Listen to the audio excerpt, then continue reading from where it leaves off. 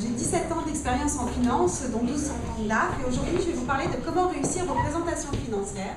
Parce que vous soyez directeur de BU ou que vous ayez votre propre start-up, vous allez être amené à les présenter. Et souvent, voilà ce qui se passe quand on présente des chiffres. Alors je vais vous parler de ce qu'il ne faut pas faire, ensuite de ce qu'il faut faire, et je partagerai certains de mes trucs. Donc on va commencer par un exemple qui est un exemple vrai d'une personne japonaise très senior qui était venue, qui nous a présenté un slide comme ça pendant 45 minutes. Autant vous dire qu'on s'est endormi au bout de 2 minutes globalement, et on s'est dit que cette société japonaise avait peut-être poussé la miniaturisation un peu loin. Alors, sans être extrême, on a souvent ce genre de slide quand on présente des chiffres. Or, dès que vous commencez à présenter ça, ce qui se passe, c'est que vos directeurs de business unit vont regarder leurs chiffres, ils vont aller éventuellement regarder ceux de leurs petits copains, mais vous avez perdu votre audience. Alors, comment est-ce qu'on peut présenter ça alors qu'on sait tous faire une bonne présentation? Pourquoi? Parce qu'on a des règles d'or, des règles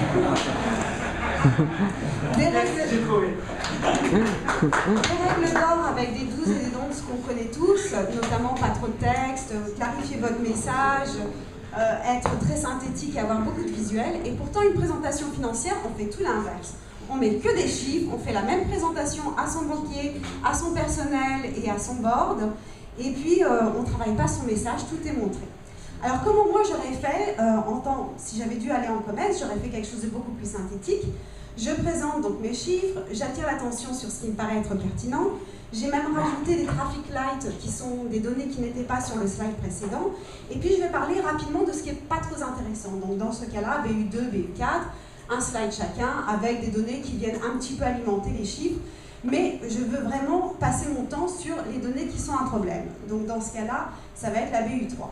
Donc là, on va rentrer dans le cœur des chiffres, avec vraiment le PNL, mais également, je vais attirer l'attention sur les deux grosses dérives. Donc dans ce cas-là, dans mon exemple, ça va être dérive des frais marketing et dérive du profit. Donc là, je vais dire pourquoi ces dérives, et on va passer à quelque chose qui est beaucoup plus business. Donc là, j'ai fait une corrélation entre un marché qui est un marché qui passe d'un parc installé qui était en installation à un marché mature, et je fais une corrélation avec le coût d'acquisition du client. Donc pourquoi je fais ça? Parce que finalement, les chiffres, ils sont là juste pour aider à la décision. Donc mon but dedans, c'est vraiment de dire, prenons le temps de regarder l'impact sur notre société et sur cette grosse BU des vraies questions et pas du reste. Alors pour faire ça, il y a quand même des normes à faire en termes de forme, notamment il y a des codes, il faut vraiment vous présenter à des gens qui ne sont souvent pas des financiers, donc il faut beaucoup de visuels, et là je vais partager certains de mes petits trucs.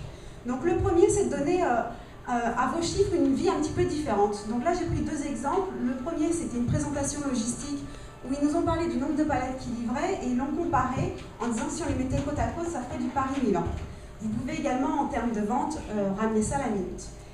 Deuxième chose, utiliser la couleur. Les gens se souviennent inconsciemment des couleurs. Donc, en général, je mets une couleur pour un client que je respecte de présentation en présentation ou une couleur pour une série de produits.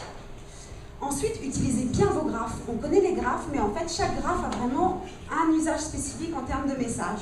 Donc là, on regarde celui-ci et on dit, cette compagnie A, elle est vraiment au sud, ensuite dans l'est, la compagnie B, elle est dans le nord et puis dans l'ouest.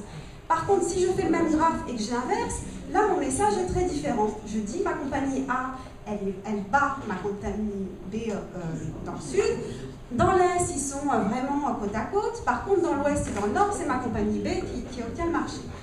Donc tout ça, en fait, je vous conseille de vraiment bien vous renseigner. Il y a quelqu'un qui a fait Say It with Graphs, qui s'appelle Gene Zelafny, et qui a tout un livre qui explique quels sont les messages et quel graphe prendre pour quel message.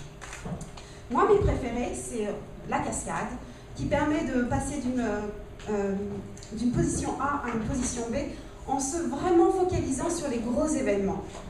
Et puis ça permet de bien baser une discussion. Le deuxième, c'est les bubbles, que j'aime beaucoup aussi parce qu'ils permettent de comparer 3 dimensions.